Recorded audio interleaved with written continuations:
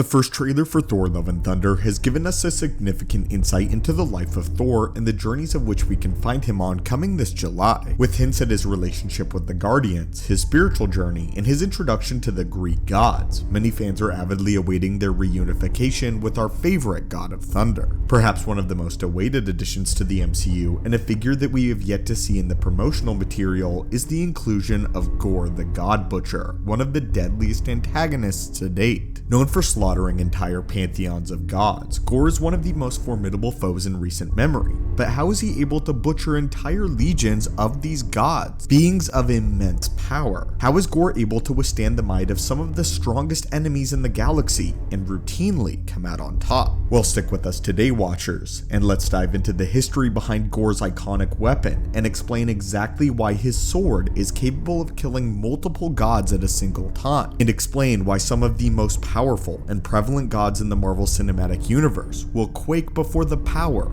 of Gorr the God Butcher, making him one of the most powerful, formidable, and terrifying enemies to date in the Marvel Universe. Known for his slaughtering of entire god pantheons, Gorr is not to be trifled with. The weapon of choice? His Necrosword. The sword that Gorr uses is formally known as the All-Black, otherwise called the Necrosword, with this weapon being wielded by some of the most dangerous villains that the Marvel roster in the comics has to offer. In addition to being a highly powerful weapon, All-Black is actually the first symbiote with a host of different capabilities that makes it one of the strongest weapons in the Marvel Universe, an addition that we hope they actually add into Love and Thunder, with this being a symbiote in the mainline MCU. First manifested by the shadow of Null, the god of the symbiotes, and later tempered with the essence of a fallen celestial, this Necrosword behaves very similarly to the Venom symbiote that we know, and other Clintars as well, used by multiple Marvel characters. Only the sword is on a much more formidable power scale that is capable to compete with these gods. Gorr, using the fabled sword, can materialize solid weapon constructs and utilize the Necrosword very similarly to how Venom uses his own powers. He uses some of the most powerful melee capabilities for up close and personal combat, but the sword also provides him with ranged and even cosmic capabilities, abilities that he inherited thanks to the symbiote. These powers, if utilized properly, can even be influenced from across space and time itself. The Necrosword is even capable of trapping the souls of its victims, and in some iterations of the character, it has been seen feeding off of this power. After Null's defeat, the Necrosword lie in need of a new owner, which led him into the grip of the disgruntled and broken alien by the name of Gorr. Gorr had seen a number of dire travesties of his life, including the death of his own wife and mother, and the collapse of his entire society as a result of natural environmental factors, combined with the hubris of his own people. Despite their pain and sorrow, however, Gorr's people continued to pray to their deities. After their passing, this enraged Gorr to no avail, until his people ultimately died out as a result of not taking any action,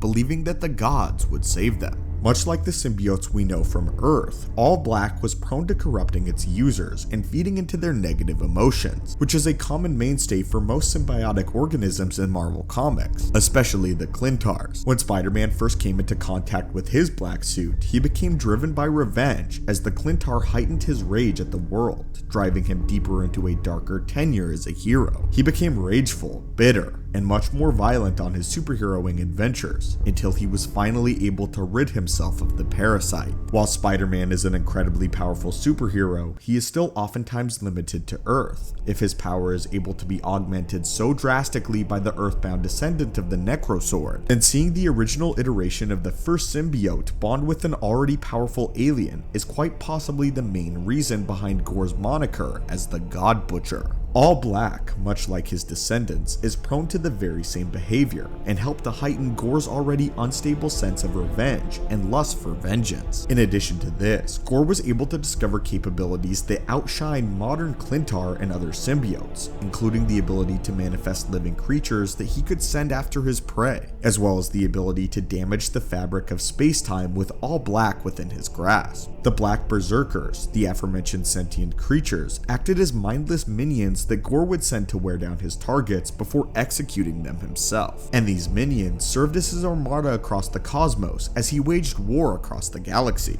Gorr was also able to use all black to manifest an entire planetoid on the edge of space. He literally created his own planet that would serve as his base for operations for the greater part of the next millennium. Here, Gorr constructed a plan that would involve him detonating what he called the God Bomb, and the planetoid presented him with all the necessary components to enact his plan. The God Bomb was a design that intended to detonate the fullest power of all black itself, releasing the extent of its potential across the time stream. This would not only result in the cosmic destruction of any living god, but he was also able to send the carnage across the timeline itself. This could, theoretically, project the destruction across space and time simultaneously, killing the gods of the past as well, the present, and the future in one fell swoop. This meant that in terms of raw potential, All Black was on the cusp of destroying every god that had ever been, in addition to every god that would ever be born. This called for multiple iterations of Thor from the timeline to team up together in order to defeat Gorr, showcasing that one Thor was not quite strong enough to defeat Gorr at the fullest extent of his power being unleashed. In the end, in order to defeat Gorr, Thor had to absorb the Necrosword into himself and risk his own corruption by the All Black.